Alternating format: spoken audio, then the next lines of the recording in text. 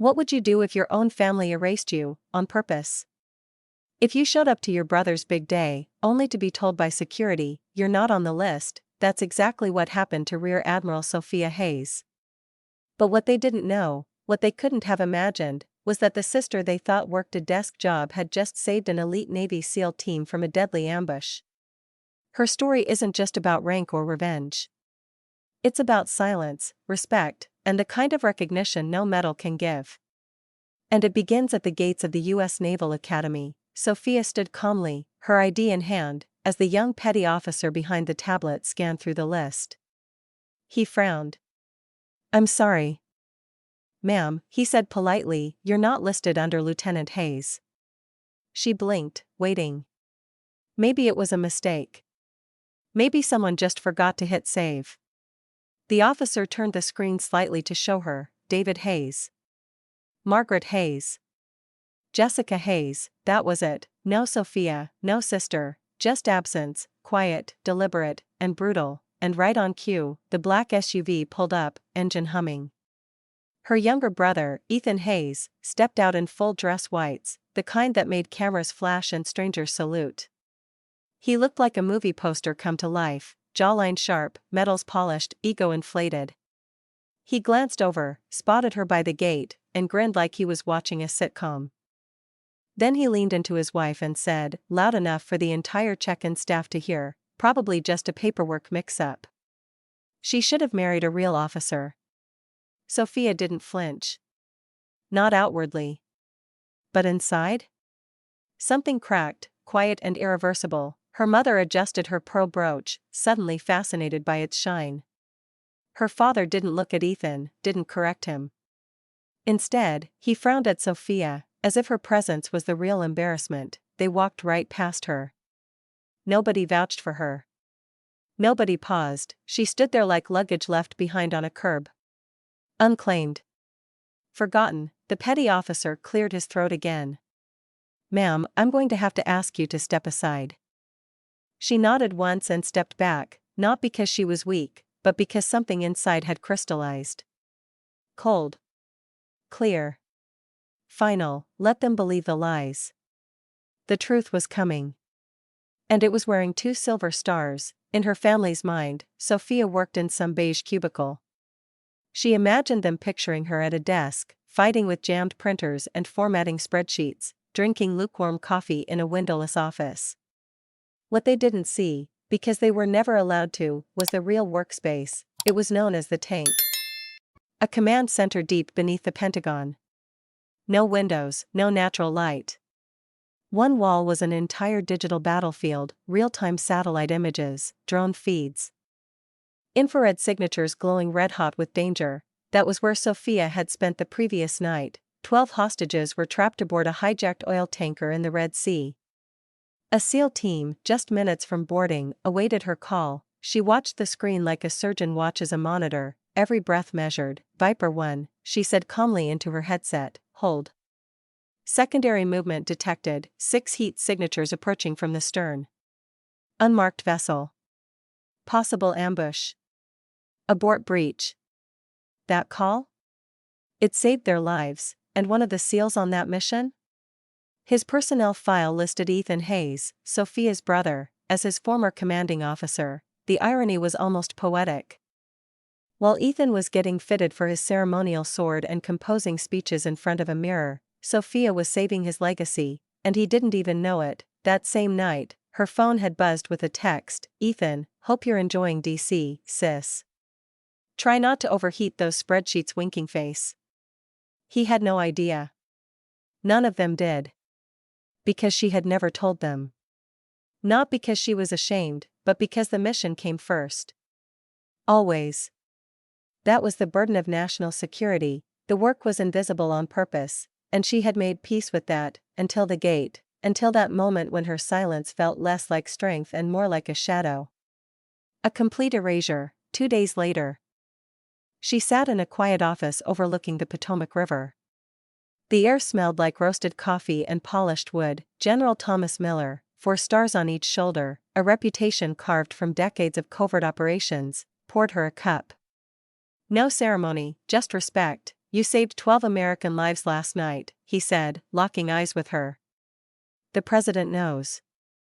And now, it's time the world did too. He slid a folder across the desk. Inside, the declassification order for Operation Blackwater, her finest hour, her legacy, and the moment her silence finally had an expiration date. Then General Miller leaned back with a smile sharp as steel. Your brother's ceremony is next month. Isn't it? Sophia didn't answer right away. She didn't need to. She remembered the 4th of July when Ethan got accepted into the Naval Academy. Her dad threw a backyard barbecue that could have been a campaign rally. Retired officers showed up in starched polos. Neighbors brought sheet cake with congratulations, future Admiral. Written in blue icing. That same week, Sophia won a National Science Award for an encryption algorithm that would later become foundational to U.S. cyber defense. She had walked into the kitchen, medal in hand, excited, proud. Her dad didn't even lower his newspaper. Good job, sweetie, he mumbled, flipping a page. That was the day she stopped expecting recognition at home. She didn't wear the right kind of boots, and in their eyes, that made all the difference. The morning of Ethan's medal ceremony arrived with the kind of weather you expect for a national celebration: clear skies, crisp air, and the sound of flags snapping in the breeze. Sophia arrived early. Not because she was nervous. She just needed to stand there for a moment, alone, in front of the U.S. Naval Academy gates. It wasn't nostalgia. It was strategy. She wanted to remember the exact spot she'd been turned away, the precise square of concrete where she'd stood invisible to her own blood, but this time, she wasn't coming as a spectator. A black government-issued sedan pulled up with smooth precision. 4-star General Thomas Miller stepped out, his uniform immaculate, his posture impossible to ignore. The silver braid on his shoulder gleamed like a blade in the sunlight. He looked directly at Sophia. There you are, Admiral Hayes, he said, loud enough for the young gate officer and half the academy to hear. We were about to send out a search party. That title, Admiral, hit the air like a lightning strike. The petty officer who'd turned her away just days ago? His face went ghost white. He stammered, reached for the gate controls with trembling hands. The gate opened. Fast, sir, I didn't know. The young man tried to explain. Sophia gave him a brief, respectful nod. You were doing your job. And that was the end of it. As she and General Miller walked through the open gates, the general leaned in just enough so that only she could hear. You want me to have a word with them? He asked, subtly tilting his head toward the cluster of Hayes family members now frozen in place by the entrance. Sophia didn't even glance over. Her voice stayed level. No, she said. I have a feeling they'll figure it out on their own. Her father's jaw had gone rigid. Her mother clutched her purse like it was a flotation device. And Ethan? Ethan looked like someone had hit pause on his whole world. Sophia walked past them, not quickly, not smugly, but with the calm authority of someone who no longer needed their approval. The auditorium was already packed. Uniforms filled every row, brass shining beneath high-arched ceilings. Families, commanders, visiting dignitaries. It was the kind of event where recognition mattered. Where image was everything. Ethan took the stage first. The crowd applauded loudly, and he soaked it in like a sponge. He delivered his thank you speech flawlessly. His commanding officers, his team, his wife, his parents. Not a single mention of Sophia, not a glance. Not a nod. Not even the barest acknowledgement that she existed. The erasure was complete, until General Miller walked to the podium. He adjusted the mic, cleared his throat. And with that deep, composed voice used to delivering both war briefings and press releases, he began. We have an unscheduled addition to today's ceremony, he said, scanning the crowd. A ripple of confusion passed through the room. For reasons of national security, this individual's actions and recognition have remained classified until today. You could feel the oxygen change in the room. Phones were lowered. Conversations died out. And for the first time since the event started, every pair of eyes was on the stage, waiting. Rear Admiral Sophia Hayes. Gasps. Several people stood instantly, like a reflex. Within seconds, the entire auditorium followed. One by one. Row by row. Uniforms rising in a silent wave of respect. Everyone stood, except 3 people. Her parents. Her brother. They remained seated. Rigid. Eyes wide, locked in disbelief, Sophia didn't hesitate. She rose, walked up the steps, and stood center stage. Her posture perfect. Her silence powerful. General Miller pinned the Distinguished Service Medal to her chest. The applause was thunderous, but Sophia barely heard it. She was watching her family, especially Ethan, across the crowd, their eyes locked, and then came the moment, recognition. He knew. He suddenly understood exactly what she'd done. Because he had once served on the destroyer she'd saved, the operation she'd led from deep within the Pentagon, the mission that prevented a catastrophic ambush in the Persian Gulf, had saved his ship. She hadn't just protected strangers, she had saved him, and now he realized the sister he dismissed was the one who ensured he made it home alive.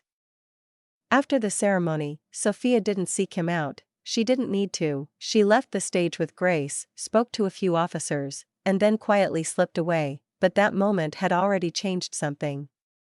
Not just in Ethan, but in the crowd that saw her, in the staff who saluted her, and in every person who had ever been overlooked because they didn't wear the right kind of uniform or speak the loudest in the room, because now, the silent one had been heard, long before she wore the stars on her shoulder. Before the Pentagon missions and rescue ops, Sophia Hayes had been just the quiet one. While her younger brother Ethan lit up every room, loud, charming, golden, Sophia grew up in his shadow. Her family didn't mean to erase her. At least, that's what she used to tell herself. But over time, the silence wasn't an accident. It was tradition. She still remembered the summer Ethan got his acceptance letter to the Naval Academy. Their dad threw a party like it was the 4th of July and Christmas rolled into one. There were balloons, matching polos, a photo booth with a future admiral banner. Neighbors came in droves. Retired officers offered to write letters of recommendation before the ink even dried. Sophia? That same week, she won a national competition for a data encryption algorithm. It wasn't some science fair ribbon. It was a national security-grade breakthrough that later became the backbone of encrypted naval communications. She brought the medal home and handed it to her father, unsure if she was proud or just hoping to be seen. He didn't even lower his newspaper. "Good job, sweetie," he muttered, flipping a page. "Did you make dinner yet?" That moment etched itself into her bones, not out of bitterness, but as a cold, clear blueprint. In this house, service meant boots and bullets. Anything else? Background noise, so Sophia adapted. She stopped trying to shine where no one was looking. She poured herself into her studies, her work, her mission. Her world became precision, strategy, silence. And slowly, she learned that recognition couldn't be the goal, not when your job was classified, and your wins had to be buried beneath layers of redacted reports. But that didn't mean they weren't real. By the time she turned 30, Sophia had already overseen operations most civilians would never hear about. One of them involved tracking a covert missile transport across Eastern Europe. Another involved decrypting a rogue AI network trying to disable satellite systems off the coast of Guam. Each mission was a high-stakes puzzle, and Sophia, calm, analytical, relentless, was the architect who made sure things didn't fall apart. One of her colleagues, Lieutenant Rachel Ortiz, once said it best, "If something's about to explode, I want Sophia in the room. Not because she's loud. Because she listens harder than anyone I've ever met." Rachel wasn't wrong. Sophia didn't give speeches. She didn't wear her rank like a crown. But when she entered a room, people sat up straighter. Not because she demanded it, but because she earned it. Yet, despite all that, her family still believed she worked in admin. At Thanksgiving dinners, they'd ask her questions like, "Do you still do those Excel charts?" Or, "Are you working from home now? That must be nice." She'd smile. Nod. Say something vague and polite, because what could she say? That she'd just rerouted a drone strike in the Horn of Africa, that she'd helped prevent a cyber attack targeting military hospitals? No. She couldn't say those things. Not until recently, but even when the medals came. And the recognition followed, Sophia knew something deeper had changed, something more important than her public record. For the first time, she didn't feel the need to explain her value. She had stopped asking for permission to be proud. A few weeks after the Naval Academy ceremony, Sophia returned home, not for an event, not for an apology, but just to visit. Her father opened the door, eyes tired but calm. Inside the living room, something caught her eye. Against the far wall stood a handcrafted cherrywood display case. It was new. Centered in the middle, her distinguished service medal. Not buried, not off to the side, but at eye level, front and center. Beside it, a framed photo of General Miller pinning it to her chest. The look on her face in the picture? Composed. Focused. Whole. Sophia blinked. He built it last month, her mother said quietly from the kitchen, wiping her hands on a towel. Said it was time the Hayes family display. Told the whole story. That night at dinner, something felt different. There was no bragging. No comparisons, just quiet curiosity. Halfway through the meal, her dad cleared his throat and said, "Sophia, how do you manage interagency politics at that level? I mean, it's got to be like herding sharks." She paused. It wasn't a performance. He genuinely wanted to know, so she answered, and for the first time, her voice didn't feel like it was echoing into a void. Later, out on the old porch swing, Ethan sat beside her. The night air was cool, and the crickets sang their usual rhythm. "I'm sorry," he said softly, staring out into the dark. "It was never about you. I needed to be the hero. I needed to matter." Sophia didn't answer right away. She just watched the stars for a long moment, then she said, "I spent years thinking I needed this family to see me. To approve of me. But the truth? My worth isn't something you give me. It's something I carry." He nodded slowly. "I'm proud to be your brother." And this time, this moment, she could finally say it back with peace in her chest, "I'm proud to be your sister." Recognition. Once it came, didn't feel like the thunderclap people imagine. It came quietly, in fragments, the respectful nods from younger officers. The emails that began with "Admiral Hayes, would you be willing to speak at?" instead of "to whom it may concern." It came in headlines she hadn't asked for, but couldn't ignore, and yet, it was never about the applause. For Sophia, the true shift happened in how others listened. She could say, "I disagree," in a strategy meeting, and suddenly the room would pause, rethink, adjust. Her words weren't second-guessed. Her pauses weren't mistaken for doubt. This wasn't ego. It was relief, after years of being overlooked, of watching others claim credit while she held classified silence in her mouth like a vow. She no longer needed to shrink, and that changed everything. At a naval symposium 3 months after the ceremony, Sophia was invited to give a keynote speech. She didn't bring slides. She didn't stand behind a podium. She stepped forward with nothing but a mic and a calm voice. Her message: don't confuse visibility with value. She spoke about the unseen. The analysts in dark rooms. The strategists behind enemy lines. The women in uniform who were told to smile more, speak less. She told the story, without names, of a female officer who saved lives from a desk no one respected, whose family didn't clap until the general did. She ended with this: some of us serve in silence.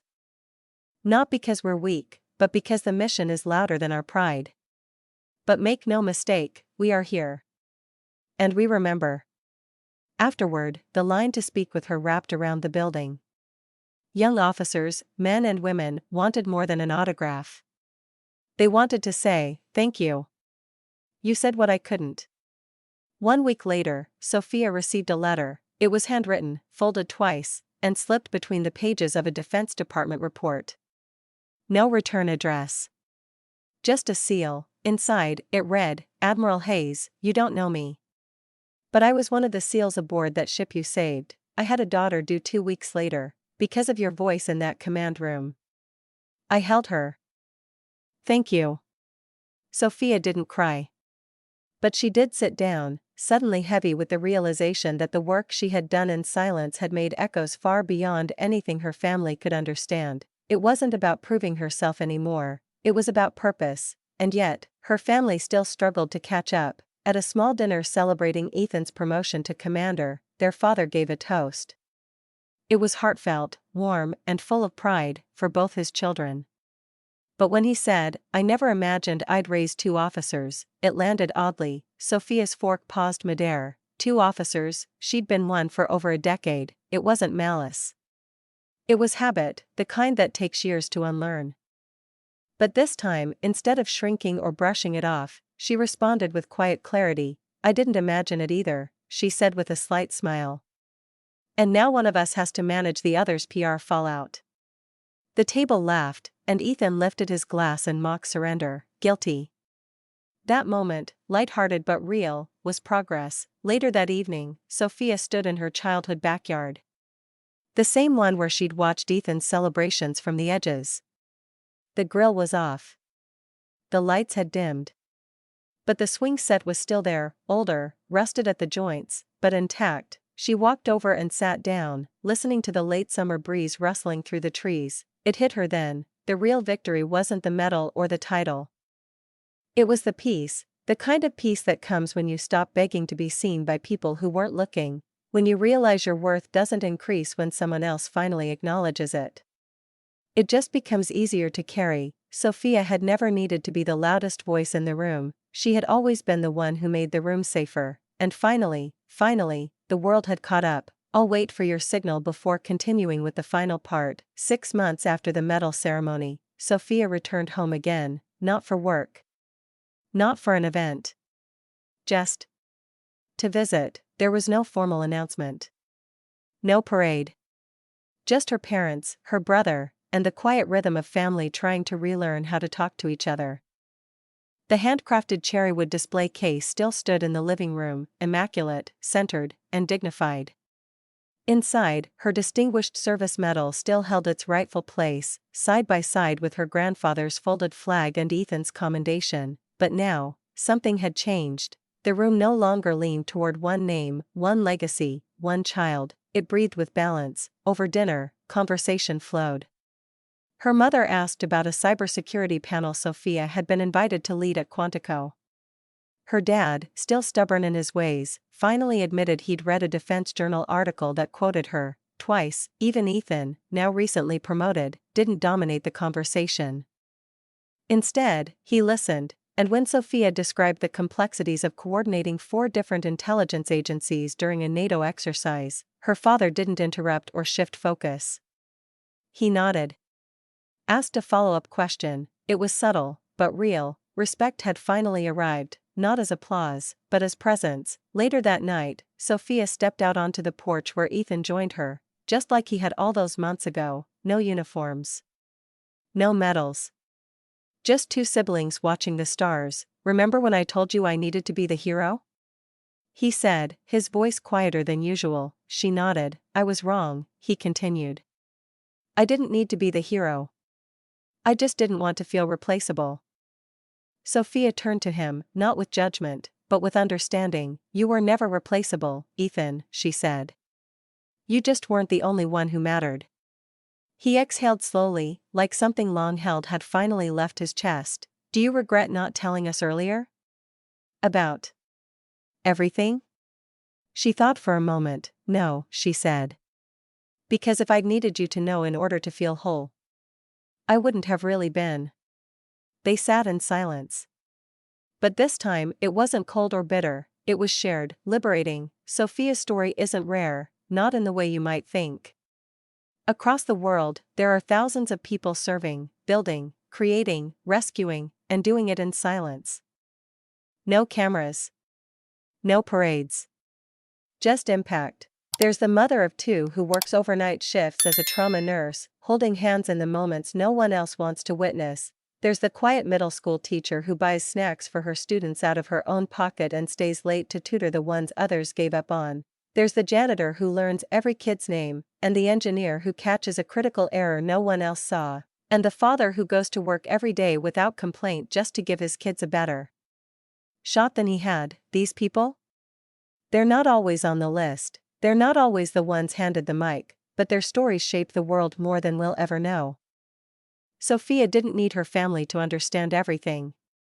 That wasn't the point. she had come full circle, not because of medals or ceremonies, but because she no longer mistook silence for erasure. She'd learned the difference between being seen and seeing herself clearly, and that was the greatest liberation of all. If you've ever felt dismissed, underestimated, or erased, this story is for you, because your worth?